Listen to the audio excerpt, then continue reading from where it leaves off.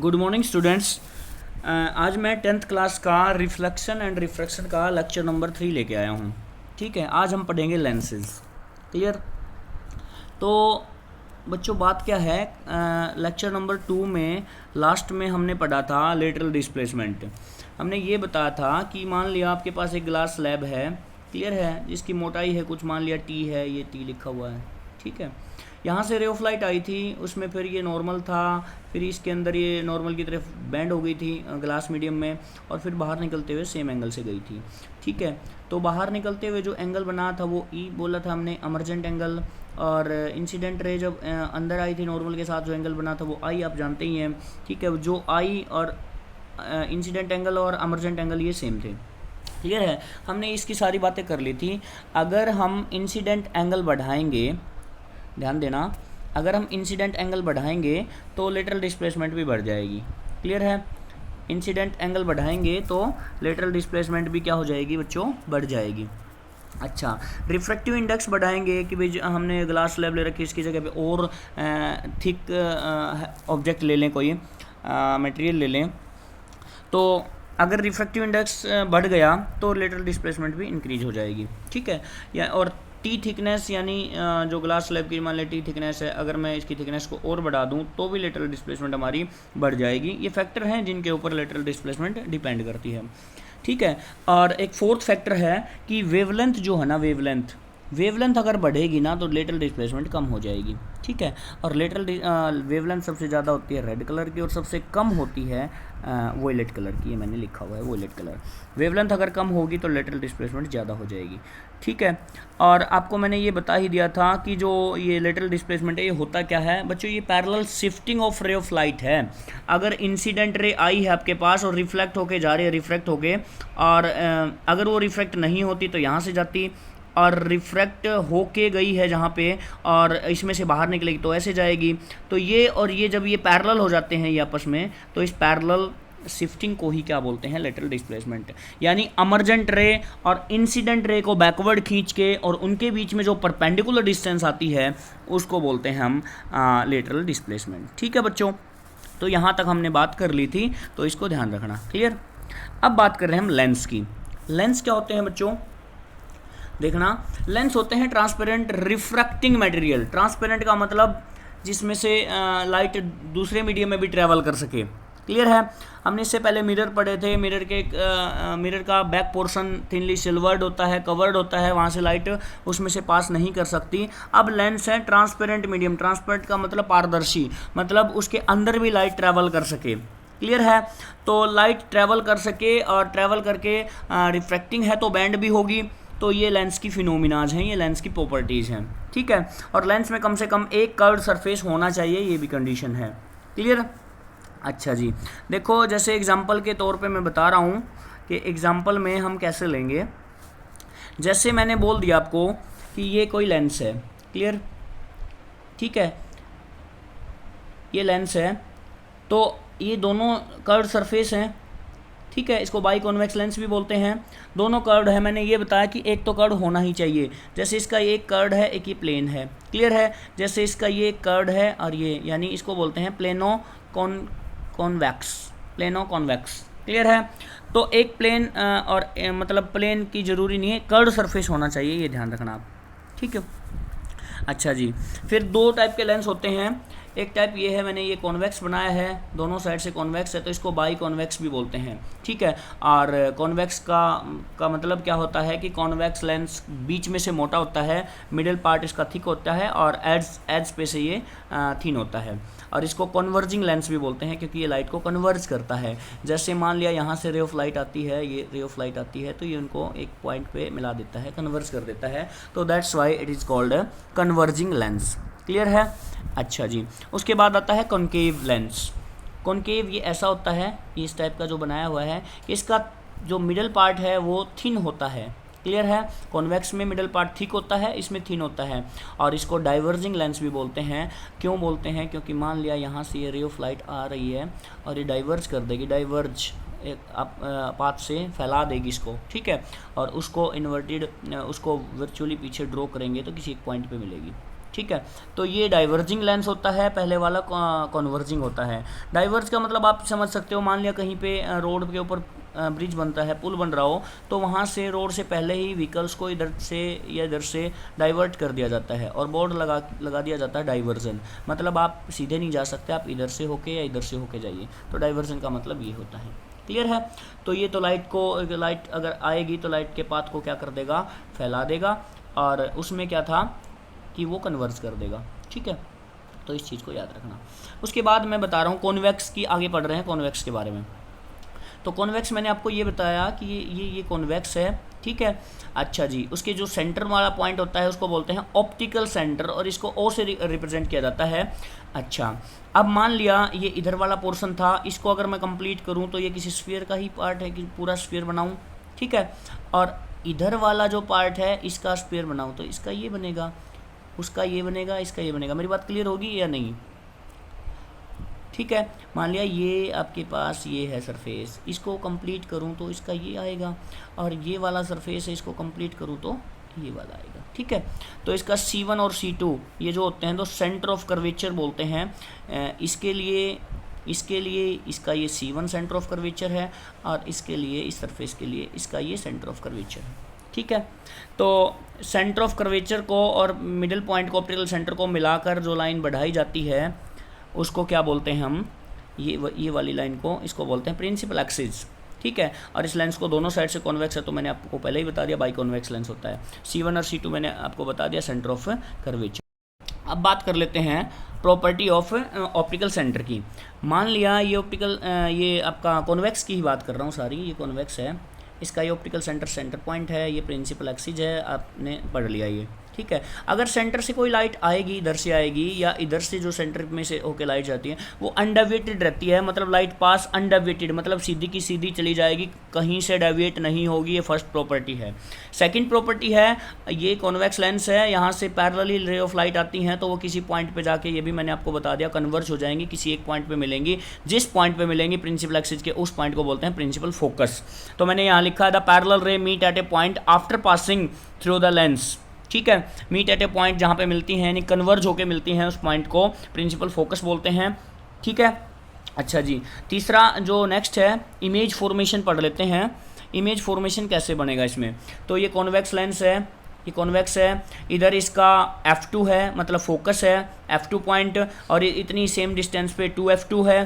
ठीक है, इधर उतनी ही डिस्टेंस पे F1 है, और उतनी सेम डिस्टेंस पे 2F1 है। क्लियर है, इधर यानी F1 वाले हैं, इधर यानी F2 वाले हैं। इधर से कोई रे ऑफ लाइट आएगी तो वो टकरा के फोकस में से जाएगी। क्लियर है, तो इमेज फॉर्मेशन ये होती है उसकी। अच्छा, अब ये पढ़ लेते हैं कि कहाँ पे रखें ऑब्जेक्ट को, तो कहाँ पे इमेज बनेगी। ठीक है, तो केस नंबर 1 की बात कर रहा हूँ। अगर ऑब्जेक्ट को 2F1 पे रख लिया आपने, 2F1 पे, ये F1 है, ये 2F1 है, यहाँ पे रख लिया, रे ऑफ लाइट ड्रॉ कीजिए, एक लाइट सीधी आएगी, वो टकरा के फोकस में से जाएगी, दूसरी ऑप्टिकल सेंटर से ड्रॉ करेंगे, तो जहाँ पे ये दोनों मिलेंगी वहाँ पे क्या बनेगा, इसका इमेज बनेगी। और वो कहाँ पे मिलेंगी, F2 और 2F2 के बीच में मिलेंगी। और कैसी कैसी इमेज बनी है, यानी इमेज कहाँ बनी है, पहली बात तो ये आती है, यानी जैसे डायग्राम में देखते हो F2 और 2F2 के बीच में बनेगी। और कैसी बनेगी, क्या रियल में रे ऑफ लाइट आती दिखाई दे रही हैं? हाँ, रियल में दिखाई देती हैं और रियल में ही मिलती दिखाई दे रही हैं, तो रियल इमेज बनेगी। रियल इमेज आपने जैसा मिरर के केस में भी पढ़ा था कि एक्चुअली में जो मीट करती हैं। तीसरा क्या है, क्या इससे ऊपर बनी है, लेंस से ऊपर इमेज बनी है या लेंस से नीचे इमेज बनी है?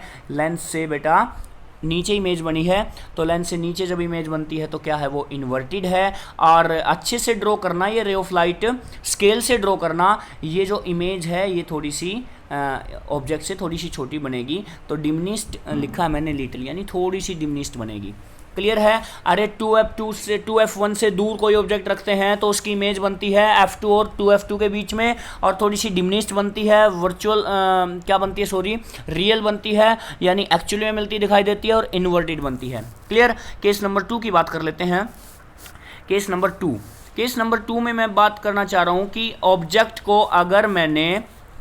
को मैंने रख दिया 2F1 पे, पहले वाले ऑब्जेक्ट 2f1 से भी दूर था, अभी मैंने रख दिया 2f1 पे। तो रे ऑफ लाइट ड्रॉ करेंगे एक तो पैरेलली और एक इसके ऑप्टिकल सेंटर से, जहाँ पे मिलेंगी वहाँ पे इमेज बनेगी और 2f2 पे बनेगी। अगर 2f1 पे रखेंगे तो 2f2 पे एग्जैक्ट बनेगी, सेम साइज की बनेगी, इन्वर्टेड बनेगी, रियल बनेगी। तो ये चीज़ ध्यान रखना, अच्छे से डायग्राम की जो रे ऑफ लाइट हैं, अच्छे से जो ये रेज हैं वो ड्रॉ करना, एक्चुअली में आपको अच्छे से मिलते दिखाई देंगे, नीट और क्लीन डायग्राम आपका बनता जाएगा। ठीक है। तीसरा केस आता है बच्चों, अगर ऑब्जेक्ट को F1 और 2F1 के बीच में रख दिया जाए। अगर ऑब्जेक्ट को कहाँ रख दिया जाए? F1 और 2F1 के बीच में। सारे केसेस हैं, इजी हैं, आप बना के तो देखो इनको। ठीक है, F1 और 2F1 के बीच में रख दिया जाए ऑब्जेक्ट यानी AB, ऑब्जेक्ट को AB से लिखते हैं। तो रे ऑफ लाइट वही ड्रॉ करनी है, एक तो पैरेलली और एक उस ऑप्टिकल सेंटर से। ठीक है, तो जहाँ पे मिलेंगी, यहाँ पे मिली है ये, यानी 2f2 से भी दूर जाके मिली है, यानी इमेज बनी है A', B'। ठीक है, तो आपने यहाँ क्या देखा कि F1 और 2F1 के बीच में अगर कोई ऑब्जेक्ट रख दिया जाए तो उसकी इमेज बनेगी बियॉन्ड 2f2, और इमेज कैसी बनेगी? इन्वर्टेड तो बनी रही है, क्या सेम साइज की बन रही है? नहीं, इनलार्ज बन रही है। अरे बच्चों, जैसे जैसे आप ऑब्जेक्ट को इस लेंस की तरफ बढ़ाते जाएंगे, इमेज वैसे वैसे बड़ी होती जाएगी। आपने पहले देखा पहले केस में 2f1 से बियॉन्ड रखी थी तो इमेज कहाँ बनी थी? f2 और 2f2 के बीच में डिमिनिश्ड बनी थी। आपने 2f1 पे ऑब्जेक्ट को रखा था तो इमेज कहाँ बनी थी? 2f2 पे बनी थी। ठीक है, सेम साइज की बनी थी। आपने और इसको आगे किया, F1 और 2F1 के बीच में रखा तो इमेज कहाँ बनी? बियॉन्ड 2F2 बनी। यानी जैसे जैसे आप डायग्राम से देखते ही पता लग रहा है, यानी जैसे जैसे आप ऑब्जेक्ट इसके लेंस की तरफ बढ़ते जाएंगे वैसे वैसे इमेज दूर शिफ्ट होती जाएगी, वैसे वैसे इमेज दूर शिफ्ट होती जाएगी और बड़ी बनती जाएगी, यानी मैग्नीफाई होती रहेगी। मेरे ख्याल से आपको ये क्लियर हो गया होगा।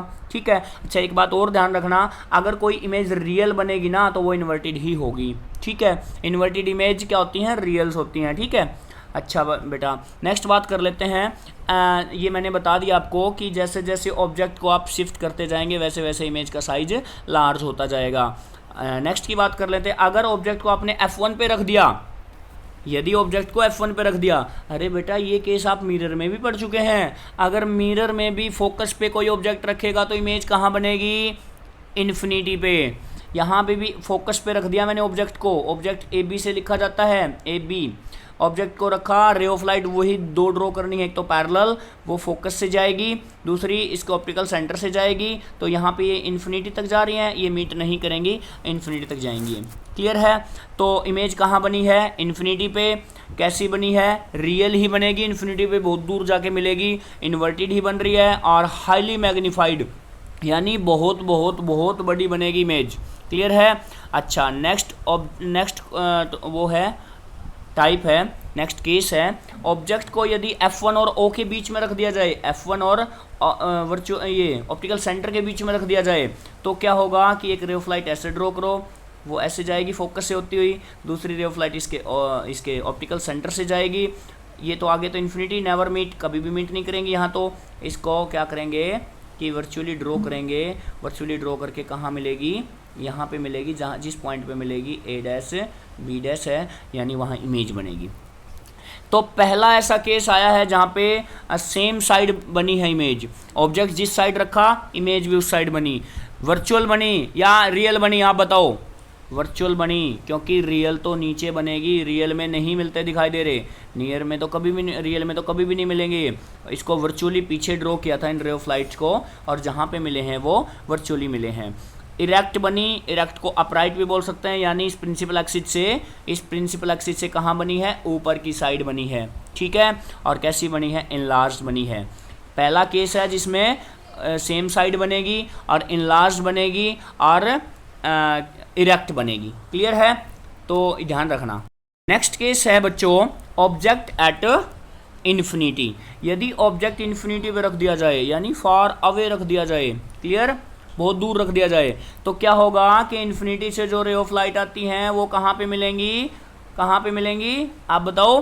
फोकस पे मिलेंगी। क्लियर है? और इधर मैंने क्या कहा था? फोकस 2, F2 उससे सेम डिस्टेंस पे 2F2, इधर F1 2F1। ठीक है, तो एक ही फोकस पे मिलेंगी F2 पे।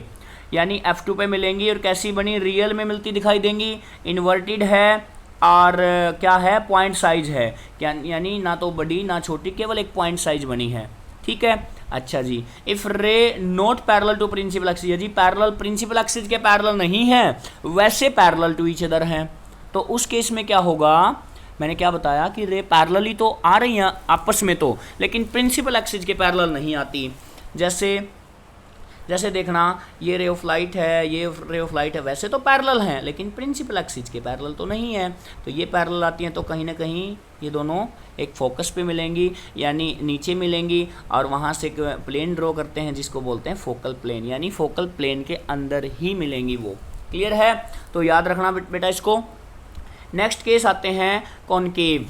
नेक्स्ट क्या आते हैं, कॉनकेव लेंस। तो कॉन्वेक्स के वो सारे केस क्लियर हैं, नहीं हो तो कमेंट में लिखना, मैं आपको और अच्छे से क्लियर करने की कोशिश करूँगा। नेक्स्ट है कॉनकेव लेंस। कॉनकेव लेंस को क्या बोला जाएगा, डाइवर्जिंग लेंस। कॉनकेव लेंस का क्या होता है, जो मिडल पार्ट होता है वो थिन होता है, आउटर जो एज वाले पार्ट होते हैं वो थिक होते हैं, आपने पढ़ लिया। कॉन्वेक्स में इसका उल्टा होता है, सेंटर वाला पार्ट तो थिक होता है और एज वाला पार्ट थिन होता है। ठीक है, तो मैंने कॉनकेव लिया है। कॉनकेव में ध्यान रखना दो बातें, ऑप्टिकल सेंटर से जो रे ऑफ लाइट पास होगी, ऑप्टिकल सेंटर से जहाँ से भी पास होगी ऑप्टिकल सेंटर से, वो अनडेविएटेड रहेगी, मतलब कहीं पे भी मुड़ेगी नहीं वो। ठीक है, अच्छा जी। नेक्स्ट क्या है कि दूसरा पार्ट याद रखना बेटा कि कॉनकेव जो लेंस है, कॉनकेव, इसमें जो रे ऑफ लाइट आती हैं इन पैरेलली, प्रिंसिपल एक्सिस के जो पैरेलली इन्फिनिटी से जो आती हैं, डाइवर्ज हो जाती हैं। डाइवर्जिंग लेंस है ये, तो ये डाइवर्ज कर देगा, डाइवर्ज कर देगा। ठीक है, इनको वर्चुअली पीछे ड्रॉ करेंगे, इनको पीछे बढ़ाएंगे, सभी को डाइवर्जिंग को पीछे बढ़ाएंगे तो एक फोकस पे मिलेगी, सेकंड फोकस बोलते हैं इसको, सेकंड फोकस पे मीट करेंगी, यानी प्रिंसिपल फोकस पे मीट करेंगी। ठीक है, इधर इसमें कॉनकेव में सेकंड फोकस यानी F2 उससे सेम डिस्टेंस पे 2F2, इधर F1 सेम डिस्टेंस पे 2F1, ऐसे ले रहा हूँ मैं। ठीक है, तो याद रखना सेकंड फोकस पे क्या बनेगी, वो डाइवर्जिंग के बाद उसको पीछे वर्चुअली ड्रॉ किया, बढ़ाया पीछे, तो एक फोकस पे मिलेंगे जिसको सेकंड फोकस बोलते हैं या प्रिंसिपल फोकस बोलते हैं। क्लियर, अच्छा जी। ये मैंने लिख भी दिया कि ray of light which comes parallel to principal axis, these ray of light diverge and diverging ray on being produce backward meet at a common point on principal axis, that is called the, उस common point को क्या बोला आपने कि focus बोलो, principal focus बोलो या second focus बोलो। अब इमेज फॉर्मेशन देख लेते हैं। कॉन्वेव लेंस में इमेज फॉर्मेशन क्या होगा, अगर ऑब्जेक्ट एट एनी पोजीशन कहीं पे भी रख दो, एक्सेप्ट इन्फिनिटी, इन्फिनिटी को छोड़ के कहीं भी रख दो, सेम तरह के साइज बनेंगे इमेज के। क्लियर है, तो देखो मान लिया ये मेरे पास कॉन्केव था, मैंने 2F2 पे यहाँ पे कोई ऑब्जेक्ट रख दिया, कहीं भी रख लो आप, दो रे ऑफ लाइट ड्रॉ करनी होते हैं, एक तो इस प्रिंसिपल एक्सिस के पैरेलली ये आएगी, यहाँ से यहाँ से डाइवर्ज हो जाएगी, दूसरी रे ऑफ लाइट ऑप्टिकल सेंटर से जाएगी, तो उसको पीछे खींचो, पहले वाली को पीछे ड्रॉ कर दो बैकवर्ड, उसको पीछे ड्रॉ करो इस वाली को, और ये वाली तो यहाँ से गई ही थी, तो जहाँ पे ये इंटरसेक्ट करती है, जहाँ पे ये काटती है, वहाँ पे क्या बनेगी, इमेज बनेगी। ठीक है, तो इमेज कैसी बनी, ऑब्जेक्ट यहाँ था, इमेज ये ऐसी बनी है, इमेज छोटी बनी है, और कैसी बनी है, वर्चुअल बनी है, यानी सेम साइड में बनी है, जो आपका ये कॉनकेव जो लेंस है ना, इसी के साइड में बनी है, साइड में ऊपर बनती है तो वर्चुअली है वो,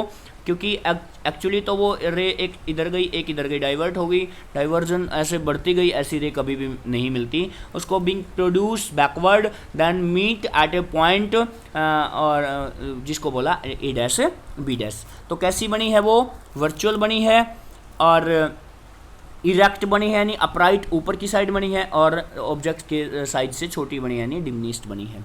ठीक है बच्चों, अच्छा दूसरे केस की बात कर रहा हूँ, अगर ऑब्जेक्ट कहीं पे भी रखना होता है, मैंने बताया आपको, ऑब्जेक्ट रख लिया, दो रे ऑफ लाइट ड्रॉ की, वो भी पीछे बैकवर्ड रीड्रॉ की, तो वो भी इमेज बनी ए डैश बी डैश और साइज छोटा बना, तो सेम फिनोमिना हुई। तीसरा केस वही आता है, इन्फिनिटी पे अगर हो, इन्फिनिटी पे अगर हो, इन्फिनिटी से रे ऑफ लाइट आ रही है, डाइवर्स होकर ऊपर गई, ये ऐसे गई, इसको पीछे खींचा, तो इन्फिनिटी वाली कहाँ बनेगी, फोकस पे बनेगी। ये बात पहले ही जानते हैं, सभी जानते हैं, फोकस पे बनेगी। तो बच्चों इमेज कैसी बनी, फोकस पे बनी, वर्चुअल बनी, इरेक्ट बनी और पॉइंट साइज बनी, बड़ी और छोटी नहीं बनी, पॉइंट साइज बनी बस। ठीक, अच्छा तो आप याद रखना मैंने अभी तक आपसे क्या क्या डिस्कस किया है कि कॉन्वेक्स लेंस और कॉनकेव लेंस, दो चीज़ बताई हैं। कॉन्वेक्स क्या होता है, इन्वर्टेड इमेज बनेगी और इन्वर्टेड भी बन सकती हैं और इरेक्ट अपराइट भी बन सकती हैं। ठीक है, साइज बड़ा भी हो सकता है, डिमिनिश्ड भी हो सकता है और साइज सेम भी हो सकता है। किस में, कॉन्वेक्स में। ये मेन फिनोमेना, मेन चीज़ है, याद रखना। जैसे ऑब्जेक्ट इतना बड़ा है, इमेज छोटी भी बन सकती है, ऑब्जेक्ट से बड़ी भी बन सकती है और ऑब्जेक्ट के सेम साइज भी बन सकती है। क्लियर है? अच्छा जी, और कॉनकेव के केस की अगर बात करूं तो ओनली इरेक्ट बनेंगी, अपराइट बनेंगी, नीचे नहीं बनेगी, ऊपर बनेगी और हमेशा डिमिनिश्ड बनेगी। ऑब्जेक्ट बड़ा होगा तो साइज, इमेज का साइज छोटा ही होगा। तो ये चीज़ याद रखना बच्चों, ये वेरी इंपॉर्टेंट। अब बात कर लेते हैं साइन कन्वेंशन के। ठीक है, साइन कन्वेंशन की सारा डाटा साइन कन्वेंशन का इस एक न्यूमेरिकल में क्लियर हो जाएगा। ये वेरी इंपॉर्टेंट न्यूमेरिकल है। इस न्यूमेरिकल को अगर आप समझ गए तो आप सारे क्वेश्चन सोल्व कर दोगे। तो ध्यान से सुनना, इस न्यूमेरिकल में साइन कन्वेंशन एक एक चीज़ क्लियर करता चलूँगा मैं। ओके, तो देखना बेटा, क्वेश्चन है an object of height 4 centimetre. Object की हाइट दे रखी है 4 centimetre, placed at A 30 centimetre from convex lens of focal length 10 centimetre. एक कॉन्वेक्स लेंस से 30 सेंटीमीटर दूर रखा है और जिसकी फोकल लेंथ है 10 centimetre. Find position, size and nature of image and magnification. ये चीज़ आपने सारी चीज़ निकालनी है। ठीक है, अच्छा मेरी बात ध्यान से सुन लो एक बार। मैं एक डायग्राम से बताने की कोशिश कर रहा हूँ। ये आपके पास एक कॉन्वेक्स लेंस है, किसकी बात कर रहा है, कॉन्वेक्स लेंस की। ठीक है, कॉन्वेक्स लेंस है। अच्छा बेटा, जो आपको इसने क्या दिया है कि 4 सेंटीमीटर की हाइट है, यानी ये ऑब्जेक्ट रखा है और ऑब्जेक्ट हमेशा लेफ्ट हैंड साइड की तरफ रखते हैं, रे ऑफ लाइट भी इधर से आती है। तो ये ऑब्जेक्ट का जो साइज दिया, हाइट दिया है, तो ऑब्जेक्ट की हाइट 4 सेंटीमीटर, यानी यहाँ से इस प्रिंसिपल एक्सिस से ऊपर की तरफ जितना है ये 4 सेंटीमीटर है, इतना बड़ा है ये। क्लियर है? अच्छा बेटा, 30 सेंटीमीटर दूर रखा है, यानी इस लेंस, जो ये लेंस है, लेंस की सारी डिस्टेंस, पहली बात सुन लो, सेंटर से मापी जाएंगी, ऑप्टिकल सेंटर से। इस ऑप्टिकल सेंटर से वो 30 सेंटीमीटर दूर रखा हुआ है। ठीक है, और इसके सेंटर से, ऑप्टिकल सेंटर से जहाँ पे ऑब्जेक्ट रखा होता है उसको यू से लिखा जाता है। किस लेटर से? यू से लिखा जाता है। क्लियर? यानी यहाँ से यहाँ तक जो यू है ना, वो कितना है, 30 सेंटीमीटर है। ठीक है, अच्छा रे ऑफ लाइट इधर आएंगी। अगर रे ऑफ लाइट की साइड में इसके अलोंग आते हैं तो साइन लेना है आपको पॉजिटिव। हाँ हाँ बिल्कुल, साइन लेना है। अगर रे ऑफ लाइट के साथ साथ अगर हम आ रहे हैं तो साइज पॉजिटिव, साइन पॉजिटिव। अगर उससे ऑपोजिट अगर चले गए ना तो साइन है नेगेटिव। ठीक है, तो मैंने आपको क्या बताया अभी कि जो हाइट प्रिंसिपल एक्सिस से ऊपर की साइड होंगी वो भी पॉजिटिव, जो हाइट इससे नीचे होगी वो नेगेटिव लेनी है। ऑप्टिकल सेंटर से जहाँ पे ऑब्जेक्ट रखते हैं उसको यू से लिखा जाता है। यू की वैल्यू आपको यहाँ 30 गिवन है। अच्छा, दूसरी चीज़ क्या बताई मैंने कि अगर रे ऑफ लाइट के साथ साथ हम भी आगे आ रहे हैं तो साइन कैसा लेना है, positive, other than negative. Other than का मतलब अगर ऑपोजिट जाते हैं तो नेगेटिव लेना है। ठीक है, तो फोकल लेंथ दे रखी इसने 10 सेंटीमीटर। एक बात याद रखना कि कॉन्वेक्स की, किसकी, कॉन्वेक्स की फोकल लेंथ, कॉन्वेक्स की फोकल लेंथ एफ से लिखा जाता है, वो तो होती है पॉजिटिव, और कॉनकेव की फोकल लेंथ होती है नेगेटिव। कॉनकेव लेंस की negative focal length, convex lens की पॉजिटिव फोकल लेंथ। ठीक है, एक ही क्वेश्चन में सारा डाटा क्लियर कर दूंगा, कैसा भी क्वेश्चन हो आप नहीं छोड़ेंगे उसको। क्लियर?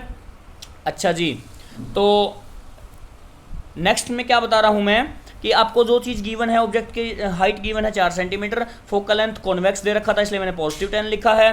तो आपको वी निकालनी है, आपको वी का पोजीशन, साइज, नेचर और मैग्नीफिकेशन निकालना है। तो फॉर्मूला याद रखना, लेंस फॉर्मूला होता है, लेंस के लिए फॉर्मूला याद रखना, क्वेश्चन में lens formula 1/f is equal to 1/v minus 1/u। 1/f is equal to 1/v minus 1/u lens के केस में रहेगा। अगर मिरर का कोई क्वेश्चन आता है तो इसके बीच में प्लस आ जाएगी माइनस की जगह पे, बस। तो आइए क्वेश्चन करते हैं सोल्व। तो बेटा इसी फॉर्मूले में आप ये डाटा लिखते रहो विद साइन। तो 1/f, f कितना था 10, तो 1/10 is equal to 1/v, v निकालना ही आपको, -1/u।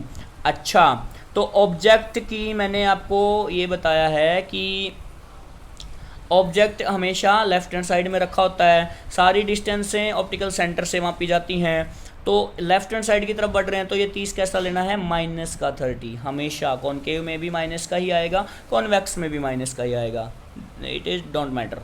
क्लियर? अच्छा जी, उसके बाद मैं आपको क्या बताना चाह रहा हूँ कि आप फॉर्मूले में ये रखते रहिए, फॉर्मूले में वैल्यूज़ रखते रहिए, आपका आंसर आ जाएगा। ठीक है, तो देखो f की जगह पे मैंने 10 रख दिया, f की जगह पे क्या रख दिया मैंने 10, 1/10 रख दिया, 1v आपको निकालना ही है, माइनस फॉर्मूले में था और माइनस उसके साथ लिखना -u, तो ये क्या हो जाएगा, प्लस हो जाएगा। आपको v चाहिए 1/v, तो ये इधर ये क्या हो गया, माइनस माइनस प्लस, 1/v चाहिए, इधर फिर भेजना पड़ेगा, इधर जाके क्या हो जाएगा, माइनस का दोबारा फिर हो जाएगा। अरे माइनस माइनस यहाँ तो प्लस हो गया, इधर जाएगा फिर माइनस हो जाएगा, 30 एलसीएम आ गया, तो ये क्या आ गया 3 - 1 यानी 2/30, यानी 1/v की वैल्यू आई है 2/30, तो v की वैल्यू क्या आ जाएगी 30/2 यानी 15 सेंटीमीटर। तो इमेज कैसी आई है, पॉजिटिव इमेज आई है 15 सेंटीमीटर। ठीक है, तो इमेज का साइज लिख देना 15 मतलब इमेज सेंटर से कितनी दूर बनी है वो आया है 15 सेंटीमीटर। ठीक है, अरे जैसे ये लेंस है, यहाँ से इमेज बनी है इधर 15 सेंटीमीटर, प्लस की आई है, माइनस की आती तो इमेज भी इधर ही बनती। ठीक है, अच्छा, उसके बाद मैग्नीफिकेशन देख लो। मैग्नीफिकेशन का फॉर्मूला होता है बच्चों size of image divide by size of object, यानी I/O, और इस चीज़ को एक तरह से और लिख सकते हैं V/U। इमेज V इमेज के लिए लिखा जाता है और U ऑब्जेक्ट के लिए लिखा जाता है, तो V जैसे ये आया 15, तो इमेज आई V इमेज के लिए और U ऑब्जेक्ट के लिए। ठीक है, मान लिया कि एग्जाम्पल ही सोचें, तो M की वैल्यू अगर 2 है, इसका मतलब है कि जो इमेज है ना वो 2 टाइम ज़्यादा है किससे, ऑब्जेक्ट से 2 टाइम बड़ी है वो। क्लियर होगी? अच्छा, तो मैं क्या बताना चाह रहा हूँ, मैग्नीफिकेशन निकाल लीजिए, मैग्नीफिकेशन V/U, V कितना आया 15 सेंटीमीटर, U कितना था -30 था, तो इमेज आई मैग्नीफिकेशन आई -1/2, तो मैग्नीफिकेशन -1/2। ठीक है, तो यहाँ पे रख दीजिए M की वैल्यू कितनी आई -1/2 is equal to I/O। I कितना, I तो निकालना है, O कितना, ऑब्जेक्ट कितनी हाइट थी ऑब्जेक्ट की 4 सेंटीमीटर। ठीक है, तो यहाँ से I की वैल्यू आ गई -2 सेंटीमीटर, -2 सेंटीमीटर आई, तो ये आ गया आपका साइज ऑफ इमेज, यानी I की वैल्यू आ चुकी है। अब माइनस है तो क्या है, रियल बनेगी, यानी नीचे की साइड बनेगी। अरे बेटा ये आपका क्या था, मैं और डायग्राम से क्लियर कर रहा हूँ, ये आपका लेंस है, यहाँ पे ऑब्जेक्ट रखा है, और ऑब्जेक्ट कितनी दूर था 30 सेंटीमीटर था, इमेज कितनी दूर बनी 15 सेंटीमीटर, और इमेज नेगेटिव में बनी, इसका मतलब इमेज नीचे की साइड बनी हुई है, और नीचे जो बनती हैं वो क्या होती हैं, रियल होती हैं, और रियल मतलब इन्वर्टेड ही है। ठीक है, तो नेचर आ गया उसका कैसा, रियल। ठीक है, तो याद रखना एक क्वेश्चन में सारे डाउट क्लियर हैं, अगर फिर भी डाउट आता है तो मेरे को एक मैसेज लिख के बताना, मैं आपका वो भी डाउट दूर करूँगा। ठीक है, अगर यही सिचुएशन सारी मिरर फार्मूला में आती हैं तो mirror formula 1/f = 1/v + 1/u, यानी माइनस की जगह पे प्लस लगा देना। ठीक है बेटा, तो अब आपको वीडियो अच्छी लगी, समझ आया है तो लाइक और कमेंट जरूर करना। ठीक है, थैंक यू।